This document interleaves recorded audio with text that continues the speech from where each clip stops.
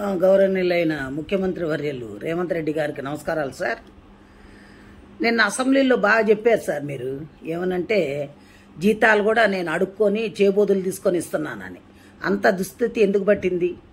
కేసీఆర్ గారు తప్పు చేశారు కాదనట్ల. మరి ఆనాడు అసెంబ్లీ కట్టేటప్పుడు మీరు ఎందుకు అడ్డపడలేకపోయారు?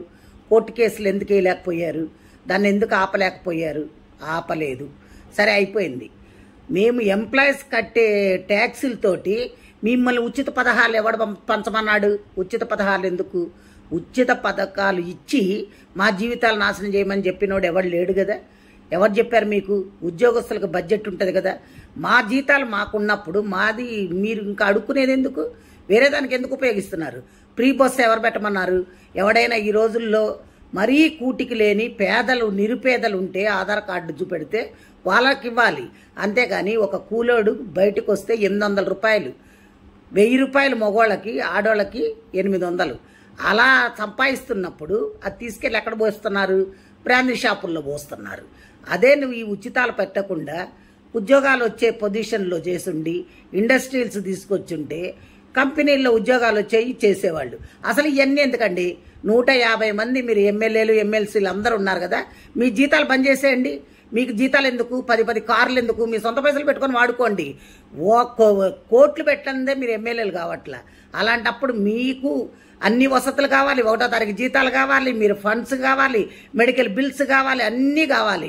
ప్లెయిన్లో ఊరికనే తిరగాలి, ఇవన్నీ కావాలి. ఇవన్నీ ఎక్కడి నుంచి వచ్చినాయండి? ప్రజల సొమ్మండి, మేం కట్టే ట్యాక్సులండి. మా ట్యాక్సుల పైసలు మిమ్మల్ని ఉచితాలుగా వాడుకోమని చెప్పినోడు ఎవడు? ఏ రాజ్యాంగంలో రాసిందో చెప్పండి.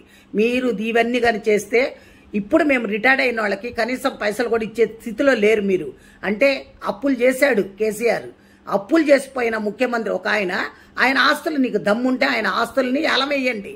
ఆయన ఆస్తుల్ని జప్తు చేసి అప్పులు కట్టించండి. ఇది ఒక చట్టం దాండి.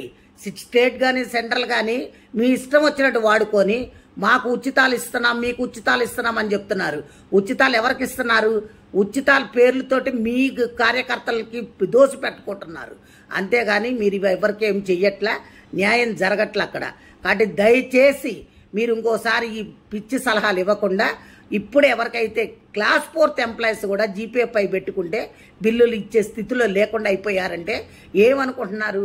ముందు అర్జెంటుగా మా బిల్లులు మాకు పాస్ చేయండి. రిటైర్డ్ అయిన వాళ్ళకి మర్యాదపూర్వకంగా డబ్బులు ఇచ్చి పంపించండి. అది పద్ధతి. అందరు తిరగబడితే మటుకు ఊరుకునేది లేదు సార్. ఇది మంచిగా ఉండదు కూడా నేను చెప్తున్నా. Thank you.